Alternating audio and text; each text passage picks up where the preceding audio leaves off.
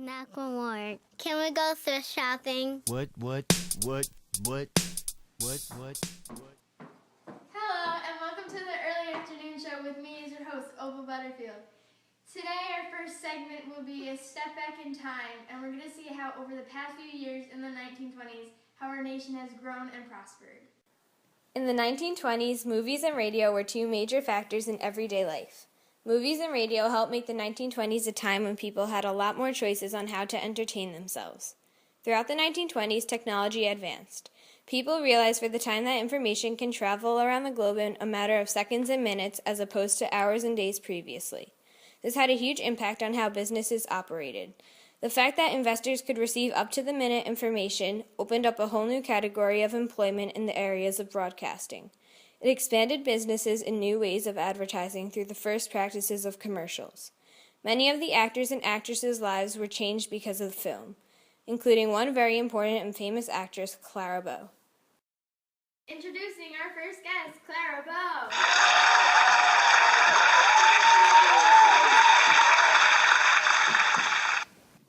So, I heard you got married. Yes, Rex.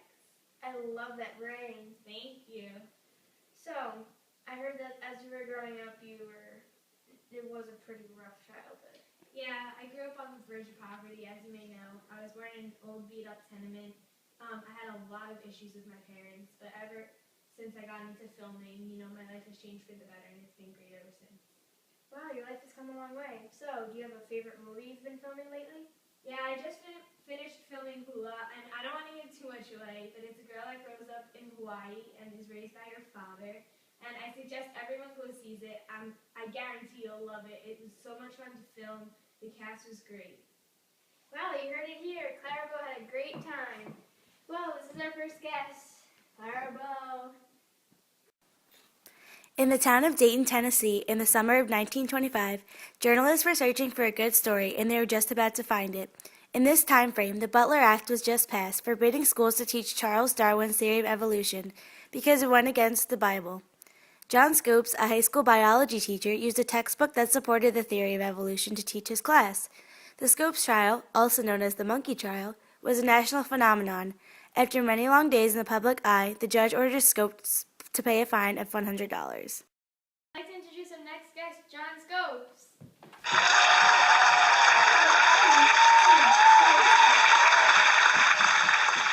So, there were a lot of stories going around about your trial. So, do you have any input on it? Well, I was filming as a biology teacher, as I did very often. It was March of 1925, and the Butler Act was just passed, and I decided to use a textbook on evolution. Do you think what you did was wrong? No, I believe in Charles Darwin's theories, and what happens in the classroom is between the student and the teacher. Once the state decides to tell you what you can and cannot do, you become a victim of propaganda. Interesting. So, it's also called the monkey trial. Monkey trial. And it's become a national trial. I heard about that. I had the best lawyers defending me. So, you're also convicted guilty? Yeah. Did my time in the big Oh! house. I'd like to let's thank our second guest, John Scopes, for coming in.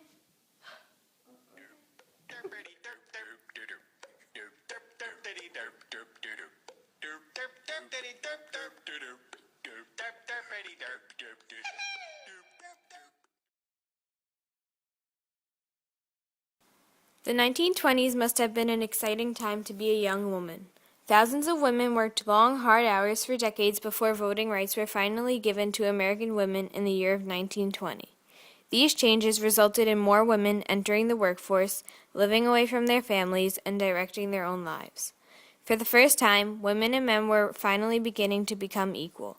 They began to occupy the same social, professional, and political space. There were many flappers throughout this time. Lois Long was the ideal flapper, intelligent, beautiful, and daring. Lois was strong-minded and stood up for what she believed in. She worked hard for women's rights. Introducing Lois Long.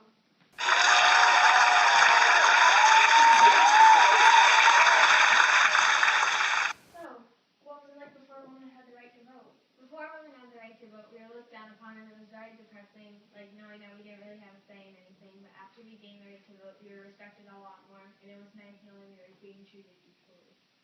And you also expressed this through writing?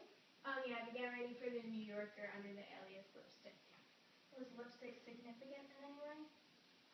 Lipstick just sort of came out then, and it was very popular among us flappers, but it was a bold statement if you were wearing it. Great. Lois Long. The world of sports flourished during the 1920s due to the new idea of media publicity, which ensured larger crowds, bigger stadiums, and a larger income for the sports stars. School teams were also introduced for students who wished to become involved. Record-breaking athletes began to emerge, such as Jack Dempsey and Babe Ruth.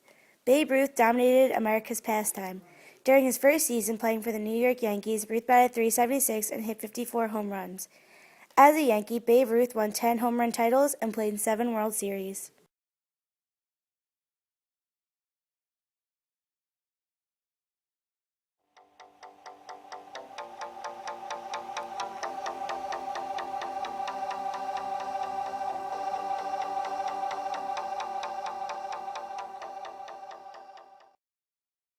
Now introducing Babe Ruth.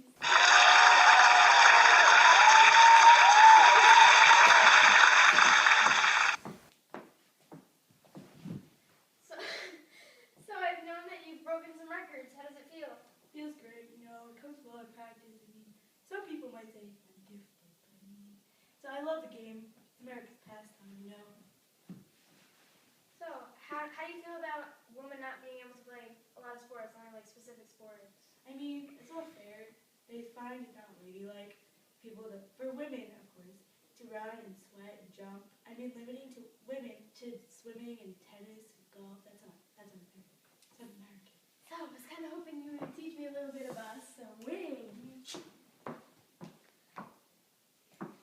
Let me see you swing. Oh, no. Got 2 hands on the back. Okay. Butt out, like that. Or back up. You got it. Oh, I got it. Like that. No. No.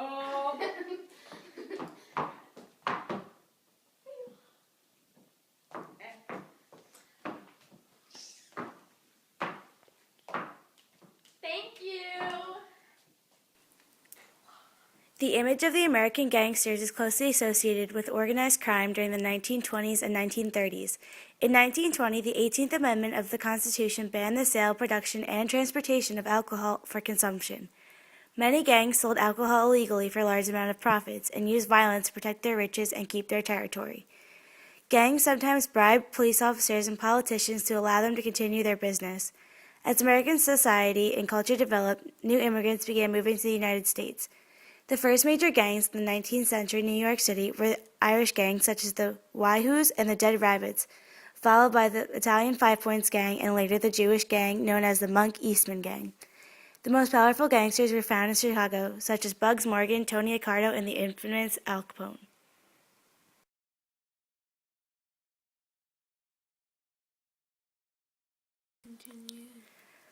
Please note that Al Capone could not make it tonight due to his current incarceration at Alcatraz.